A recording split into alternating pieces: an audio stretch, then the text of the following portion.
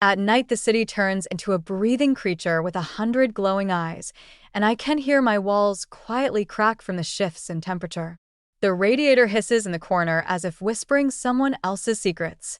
The kettle on the kitchen counter has long since clicked off its keep warm, and the spoon in my mug still stands like a flag on the summit of unrealized intentions. I'm barefoot on the cool tile, counting my breaths. 1, 2, 3. On the fourth, I freeze. And I think about how I am lying. I cheated on my husband. A word that cramps the tongue if you say it aloud. A word strangers shrug at, nod over, tell jokes about, and then, when left alone, stare out the window and listen to the wind part the curtains. When I think about it, I don't see a bed, don't see skin, don't recall kisses. I see the glass door of a coffee shop, my hand resting on the metal, and a thin line, paper, penciled, between yes and no, between who I used to be and the woman who's now afraid to walk into the bedroom and meet the sound of his even breathing. My name is Marina. I'm 34. I've been married for 7 years, and if you'd asked me a year ago, I'd have said, things with Andre are fine. It's an important word, as convenient as a gray sweater. The bills are fine, the plans are fine, the fridge is fine, the tank is topped up, flowers bought for Mom's birthday, the faucet fixed. What wasn't fine was what nobody in an apartment can measure: emptiness. The kind that lives between "how are you?" and "fine," between "good night" and "you forgot to turn off the light." We met on a commuter train. He was reading a paper star atlas. I smiled at his concern for a night sky that doesn't exist in the city. We walked, laughed at shop signs and other people's dogs, and I thought at last I had someone with whom I didn't have to explain why a tram in the rain is happiness, or why the green ceramic cup seems kind and the blue one cold. Then we got a mortgage, a couple of bosses came and went, we got used to eating in silence and watching series while holding not hands but phones. One early autumn day, I got a message. It's Jenya. Remember me? Jenya. Jenya is my university years. Crumbs from sweet rolls rustling on our knees, the library on Saturdays, pointlessly copying formulas in the margins just to sit nearby. We weren't a couple back then, not even close friends. We were those two who kept accidentally smiling at each other, in the hallway, on the stairs, by the coffee machine. We never even kissed. We drifted apart the way youth is arranged. It tosses people like little balls, now up, now down. I stared at his message for a long time. In his avatar, he looked older, neat gray at the temples. I could hear my mind rustle, through words. Of course I remember. He suggested we meet. I'm in your neighborhood, coffee. I texted Andre. Running late. Work meeting. And I went to the glass door behind which it smelled of cinnamon and ground coffee, and rain knocked on the awning, marking someone else's time. Jenya sat across from me and didn't look at me the way he used to. Back then we didn't know what we wanted from the world. Now he looked the way people do when they've already walked many circles around themselves, attentive, unhurried, interested in whether there are still unburned heats inside you. He wasn't more handsome than my husband, nor kinder. He was simply someone who saw me the way no one had in a long time. Whole. We talked about nothing. The bakery on the corner, the bus stop that got moved, a funny meme. Then we tripped into serious. He was divorced. We didn't fit, he said, looking out the window. We didn't even fight. We just sifted apart like sand. I said things with me were fine. He smiled. You said that like you'd eaten something too hot. We met 2 more times. I invented meetings, traffic jams, a dentist. Andre didn't ask. He had a new project and the eternal word later. I watched women's coats sway in the subway, girls laugh about not remembering passwords, old people doze by the window, and I thought about how many people in the world also have everything fine and not fine, the emptiness. The 3rd time it poured, the coffee shop was packed. We stood under the awning, spattered and ridiculous. Jenya asked, "Are you happy?" Without even blinking, as if asking whether I wanted sugar. For the first time in a long while I felt my body, and my words join. I don't know, I said. And that's when the real thing happened. Not a kiss, not an embrace, not a number on the table. A choice happened, I heard myself say yes, not to him, to myself. That night we were together. The rest is the crackle of crumpled paper, trembling fingers, the kind of silence in which you can hear your own heartbeat, and beyond the window, water, water, water. In the morning I stared at the ceiling and counted the cracks like counting snowflakes on a mitten. I didn't think, what have I done? I thought, who am I now? When I came home, Andre was asleep. I stood in the bedroom doorway and listened to his breathing. It was even like a military band's step on a holiday. I lay down beside him without touching and looked at his hand. Not the ring, just his hand, so familiar, long-fingered. It lay on my side of the bed, and I realized I would now be haunted not by love and not by guilt, but by fear of silence. The silence that lies like a thick shadow between our two kitchen tables. For a week I moved as if inside an aquarium, everything drifting past.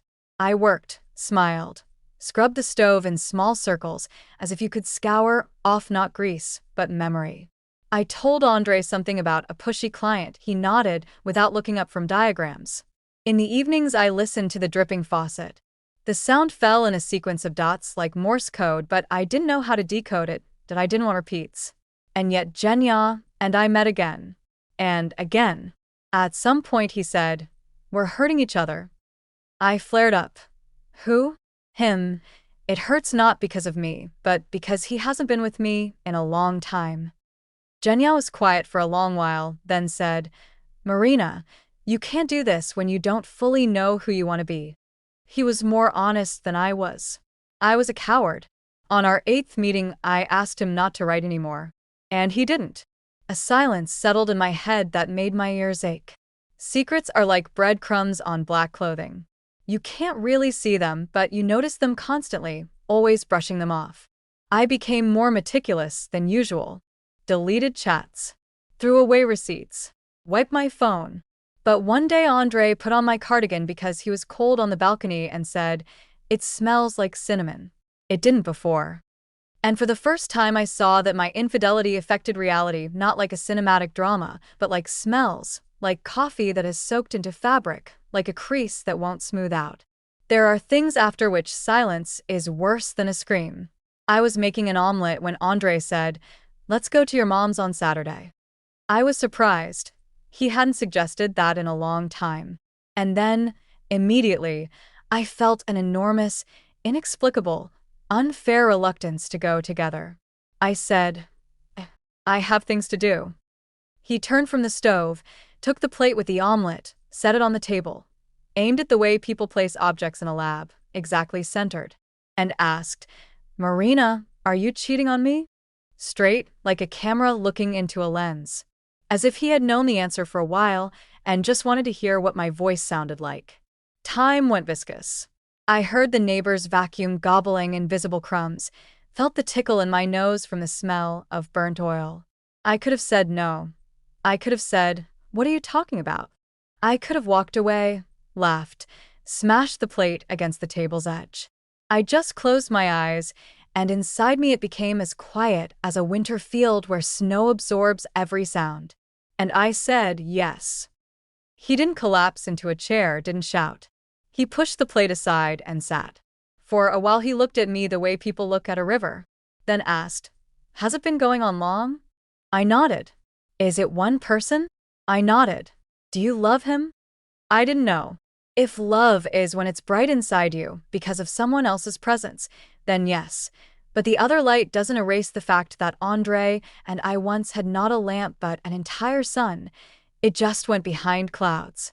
"I don't know," I answered truthfully. He asked more. His questions weren't torture.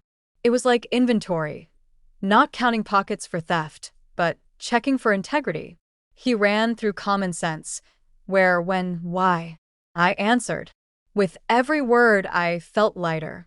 With every one of his breaths, heavier. At the end he said, "I need to go." He took his keys and left. The door handle clicked like the shot of a starting pistol. That same day his shoes, his razor, and his warm blue hoodie with a paint stain on the sleeve left our apartment. And 2 words that had once been our password. "We're together." I stayed alone. 6 cups stood on the kitchen counter. I washed them one by one, as if 6 were a magic number that would make the guilt 6 times smaller. But it didn't. Nothing did. Not even the silence got lighter. My mother stopped calling. Apparently he called her and said something in his own simple way. A friend wrote, "You're brave for being honest." And I wanted to scream. I'm not brave. I made bad choices. I just made one of them honestly.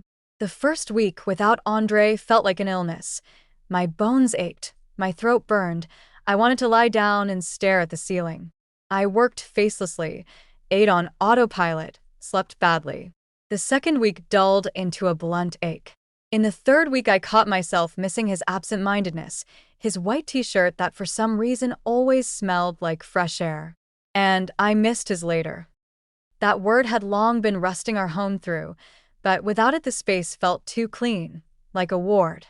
I texted him, "How are you?" The reply came a day later, "Alive." "Can we talk?" I asked. "Later," he wrote. I smiled for the first time in a long time, for real. Genya wrote me once. He asked how I was. I said everything had fallen apart. He replied, "Sometimes it needs to, so you can hear yourself breathe." And vanished. I understood he wasn't love, or fate, or a gift, or a punishment. He was the match I struck against the box's rough side to see there was still a spark inside me. It's just that what I lit caught too much on fire. Andre and I met a month later. In a coffee shop, of course. Where else do people talk about what was done wrong? He sat straight, looked dried out and stronger. I wanted to touch his sleeve, not as a reconciliation, but to make sure he hadn't crumbled to dust. We talked for a long time. He asked, "Why didn't you tell me you were unhappy?" And I said, "I tried." In little hints. And when there were too many words, I felt like I was drowning. He nodded. I was always busy, as if I built a long enough bridge out of tasks, we'd always be close. We were quiet, a long silence without hatred. It felt like a fire after rain, still smoking, already wet. We walked to the river. Cold. A woman in a red hat fed pigeons. A little girl rode a scooter. Andre said, "I don't know if I can forgive. And I don't know if I want to try." Ignoro. I'm just me. I said, "I'm not asking for forgiveness as an amulet. I want to learn to speak before it's too late, even if not with you." He watched the water. It was like our life. Couldn't be entirely pure nor completely dirty. It just flowed. "You know," he said quietly, "if we choose to separate, that's a choice too. Like your yes. Only this one is joint." I nodded. For the first time I felt I wasn't small, not weak. I was an adult. It was frightening and right. We tried therapy. It smelled of incense and citrus, and a woman in a gray sweater asked questions that tightened the skin on our faces. We cried. We laughed. We remembered the commuter train and the star atlas. We learned each other anew. Not as lovers, but as neighbors in a house that had burned and could either be torn down or rebuilt. And yet, after 3 sessions, it became clear. The foundation had cracked. You can live in a place like that, many do. But in our case, it would be like holding a broken cup and telling guests, "Look, it's just as good." We agreed honestly to move out. No promises. With gratitude for what was. With acknowledgement that another path lay ahead. On the day he took the last of his things, I found one of his gray socks under the couch. Such a small, utterly mundane thing. I picked it up, turned it in my hands. The smell of detergent. And suddenly it washed over me. Not a wave of guilt, not a wave of pity. A wave of warmth. He had been my family. And that's a truth infidelity doesn't erase. Life fills emptiness quickly if you let it. Silence moved into my apartment, but with a different face. Not an enemy's, a guest's. I stopped looking at my phone in expectation. I started running in the mornings, not to run to or from anything, but to feel the air cut my lungs, my heart pound. I started telling myself no and yes and listening for the answer. Sometimes I went into that coffee shop. It still smelled like cinnamon. I looked at the glass door and knew. That day I didn't want to betray. I wanted to save myself. I chose the wrong bridge. But from that far bank, seeing how I could have drowned is knowledge too. Once we ran into each other at the grocery store. He held a basket with tomatoes and 2 pomegranates. That's just like him.